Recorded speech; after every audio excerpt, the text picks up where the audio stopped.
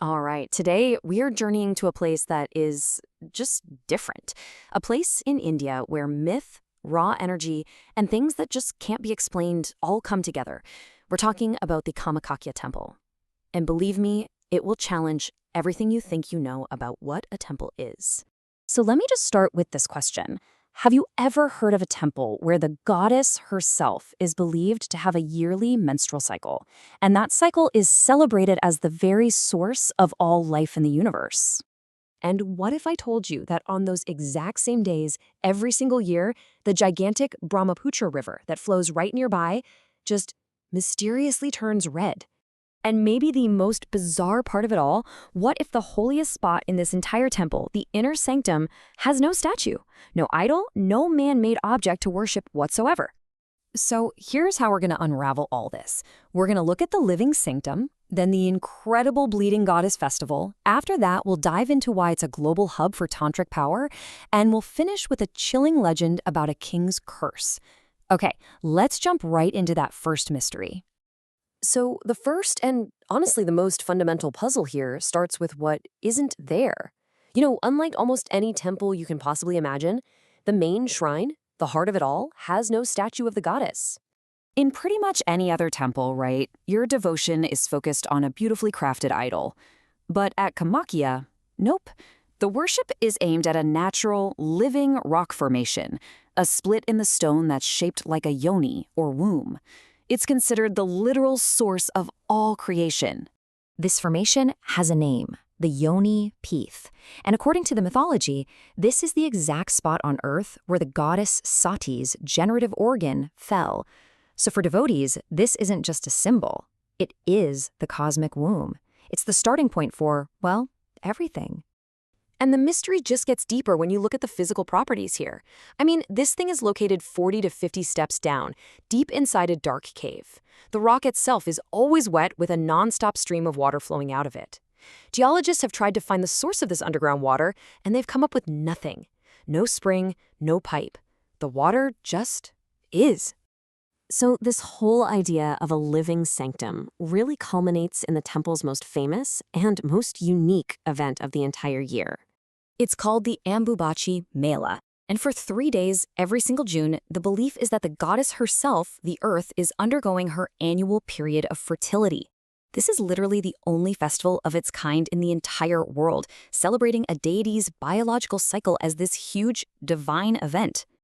And the ritual itself is all about profound respect. The temple doors are shut. That's it. No prayers, no bells, nothing. The goddess is just given time to rest in total darkness and silence. It's this quiet, deeply respectful moment for the natural cycle of creation. Now get this. Before the doors are sealed, a white cloth is placed over the Yoni Pith. And when the priests reopen the sanctum on the 4th day, that same cloth is found stained red. This cloth, the Ambubachi Vastra, is considered one of the most powerful blessings you can receive, just saturated with the creative energy of the goddess herself. And right at the same time, another mystery is happening just outside the temple. During these exact 3 days, the massive Brahmaputra River turns a very noticeable reddish color. Now, the scientific explanation points to high iron oxide levels in the riverbed getting stirred up by the monsoon rains. But that doesn't explain the timing, does it? Why does it happen so precisely only during those 3 days of the festival, not before or not after? It's an incredible coincidence. So all of this raw, primal energy makes Kamakhya a global hotspot for one of the most misunderstood spiritual paths out there, Tantra. And this is where the power of the temple is said to get really, really intense. So why here? Well, tantrics believe this is the most powerful spot on the planet for a few huge reasons. It's the only place where all 10 of the Mahavidyas, or great wisdom goddesses, are said to live. It's believed to be guarded by an invisible circle of 64 powerful female spirits called yoginis, and it's known as a siddha pith, a place where spiritual powers, or siddhis, can be achieved incredibly quickly. And to balance all that fierce feminine energy, the tradition of sacrificing male animals happens daily. Now, we do have to touch on a much darker and more controversial part of the temple's history. Ancient texts and local stories do talk about human sacrifice being the ultimate offering way, way back in the day. Of course, that is totally illegal now and has been for centuries, but this whole issue came back into the spotlight in 2019 when a woman's decapitated body was found on the temple steps. The police investigation pointed towards a modern-day ritual killing by some secret cult, a really chilling reminder that some of these ancient, dark practices might not be completely gone. You know, the sheer power of the goddess here is probably best shown in a famous legend that acts as a serious warning about what happens when that power is disrespected. So, the story goes like this. There was a king, Narayan, who was a huge devotee and actually helped rebuild the temple. His head priest used to perform this secret ritual every night where the goddess would actually appear in her physical form. The king became obsessed. He had to see her. He demanded the priest let him watch.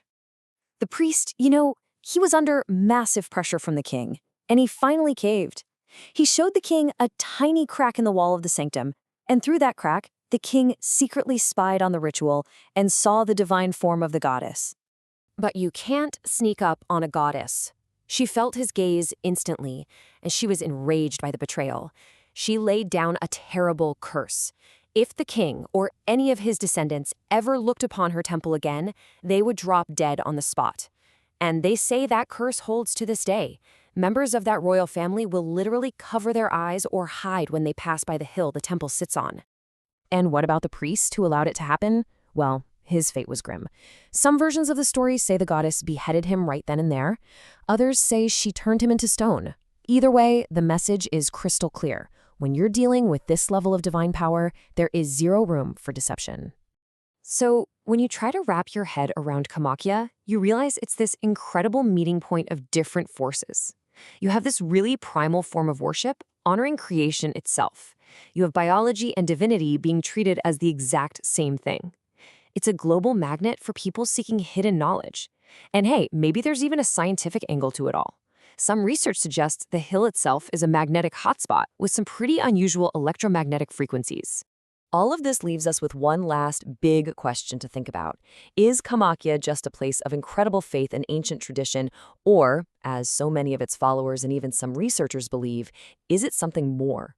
Is it a true energy gateway, a spot where the curtain between our world and other dimensions is just unusually thin? Now that is a mystery to ponder.